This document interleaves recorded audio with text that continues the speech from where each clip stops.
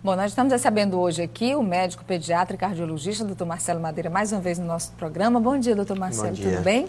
Bom dia. Hoje, para falar sobre as doenças cardíacas na infância, de uma maneira geral, todas as anormalidades cardíacas de bebês podem ser diagnosticadas ainda durante a gravidez, através de um ecocardiograma do bebê. Mas não foi isso que aconteceu com a Maria Fernanda, que você vai ver nessa reportagem. Depois do parto, a mãe teve uma surpresa bem desagradável. A alegria e simpatia de Maria Fernanda hoje são a recompensa para a mãe depois de um ano difícil. Denise conta que fez todo o pré-natal da filha e como o nascimento da outra filha havia sido tranquilo, a médica não sentiu a necessidade de fazer o ecocardiograma do bebê durante a gravidez. O choque e a angústia vieram depois que Maria Fernanda nasceu e foi direto para a UTI, onde ficou por 11 dias. A gente pensa sempre que acontece com os outros, nunca imagina que vai acontecer com a gente, aquele problema, né? Então, quando ela veio para casa, ficava aquela insegurança. E se ela tiver alguma coisa? E se surgir algum problema? Então, foi um ano em que eu me dediquei integralmente a ela, eu larguei de trabalhar para poder ficar somente com ela, mas valeu muito a pena. Denise só voltou a trabalhar há 3 meses, mas diz que está sempre em estado de alerta. Não há cirurgia para fechar o orifício no coração de Maria Fernanda. E com a pressão alta, há necessidade de acompanhamento médico periódico. Diz que a filha leva uma vida normal, mas tem imunidade baixa. Agora, Denise entende que toda mãe deveria solicitar o exame cardíaco durante o pré-natal. Quando eu coloquei da necessidade desse exame, eu até perguntei depois por que não tinha sido feito. A gente fica procurando motivo, né? E aí eles me colocaram que era porque não tinha nenhum histórico na família de uma doença hereditária, de nenhuma malformação. Mas assim, se é um exame que pode ser feito, que você vai detectar uma coisa que pode até te diminuir um sofrimento, diminuir aqueles dias que ela ficou na UTI, seria muito melhor. Para mim teria sido melhor. Seria um sofrimento a menos para mim e para ela também, para a criança. Olha, e o doutor Marcelo me dizia aqui que faz toda a diferença se você tem um diagnóstico antecipado ainda durante a gravidez, né, doutor Marcelo? O que muda no encaminhamento da paciente? O que o médico obstetra e ginecologista pode encaminhar caso o diagnóstico seja feito ainda durante a gestação? Bom, na realidade, esse exame se chama ecocardiograma fetal. Seria mais ou menos um ecocardiograma feito através da barriga da mãe. Eu acho que hoje, na realidade do Piauí, a grande função desse exame seria você programar o nascimento. Infelizmente, a gente está num estado em que ainda carece um pouco de ações, e algumas ações de saúde. Então, a gente não realiza todas as cirurgias cardíacas em criança, hoje. Então, eu acho que o ponto principal da realização desse exame seria o encaminhamento das crianças que não podem ser operadas aqui em Teresina, o encaminhamento para fora, através de um programa da Secretaria e do Ministério da Saúde chamado TFD, que quer dizer tratamento fora do domicílio. Então, o SUS pode custear sim esse tratamento? Pode ser um tratamento gratuito para as pessoas que não podem pagar? Pode sim, agora é um tratamento que ele tem que ser programado, e eu acho que até para as pessoas que têm um pouco de condição. Você imagina que uma cirurgia cardíaca hoje, ela não sai por menos de 50 mil.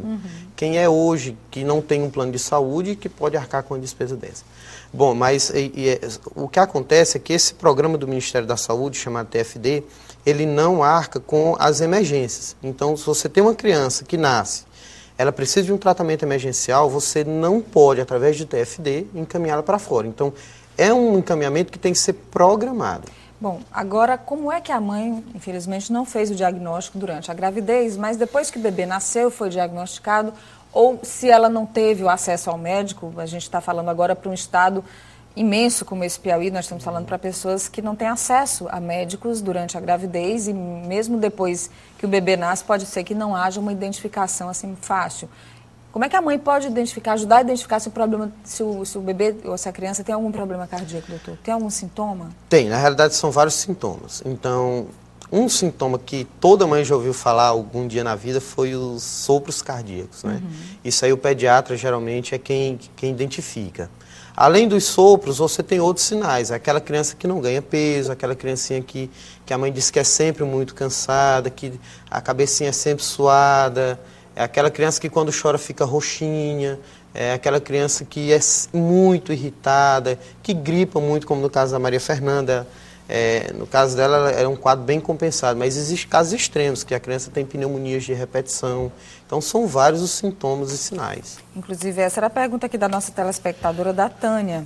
Esses problemas geralmente são congênitos? A criança já nasce com o sopro no coração, por exemplo, que é o problema mais comum cardíaco na infância? Sim. Eu acho que a maior parte dos casos são congênitos, embora a gente tenha alguns casos adquiridos. E no Piauí o mais frequente é a febre reumática, né, que é uma infecção que termina afetando a garganta e, vamos dizer, por tabela, para os entenderem, por tabela termina atingindo o coração. Mas os congênitos, sem dúvida nenhuma, são os casos mais frequentes e mais comuns. E o Dr. Raimundo Santana, lá de Corrente, nosso assíduo telespectador, ele pergunta qual é a relação que existe entre a obesidade infantil e as doenças cardiovasculares. Bom, infelizmente, isso não é só uma realidade do Brasil, é uma realidade do mundo.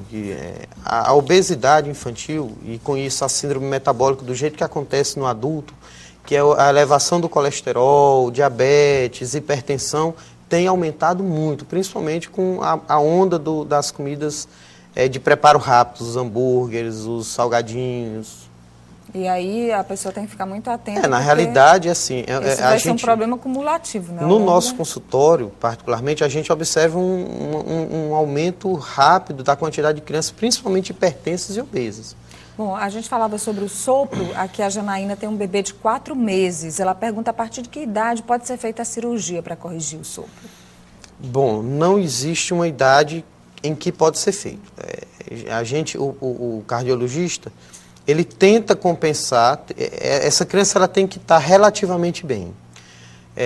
Essa cirurgia geralmente ela é feita a partir do 6º mês, isso eu falo para grande parte das doenças. Logicamente tem crianças que tem que ser feita a cirurgia ao nascimento, outras mais tarde. Mas são muito urgentes, tem que fazer logo ao nascer. Outras um pouco mais tarde, então depende da patologia.